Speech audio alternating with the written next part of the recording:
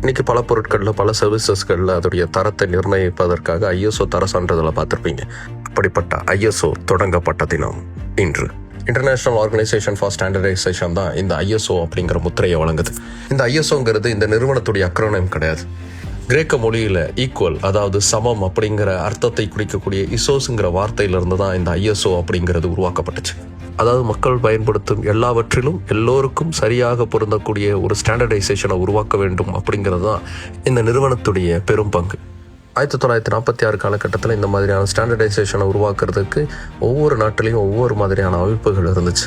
அதை எல்லாவற்றையும் மாற்றி உலகம் முழுக்க ஓர் அமைப்பாக உருவாகணும் அப்படிங்கிற எண்ணம்ங்கிறது துளிர்விட ஆரம்பிச்சது. அதுக்காக 1947 லண்டனில் வச்சு ஒரு மாநாடு நடந்துச்சு. 25 நாடுகளை சார்ந்த எக்ஸ்பர்ட்ஸ் அதில் கலந்துக்கிட்டாங்க.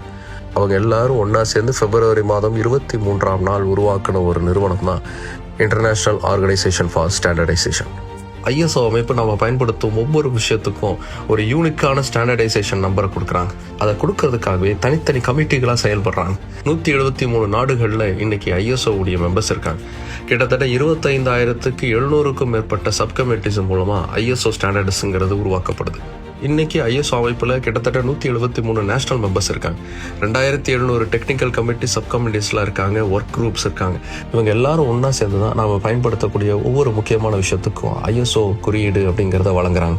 உலகம் முழுக்க உற்பத்தி துறையிலும் தொழில்துறையிலும் 25,700க்கும் மேற்பட்ட ஐஎஸ்ஓ தர குறியீடுகள் அப்படிங்கிறது வழங்கப்பட்டிருக்கு.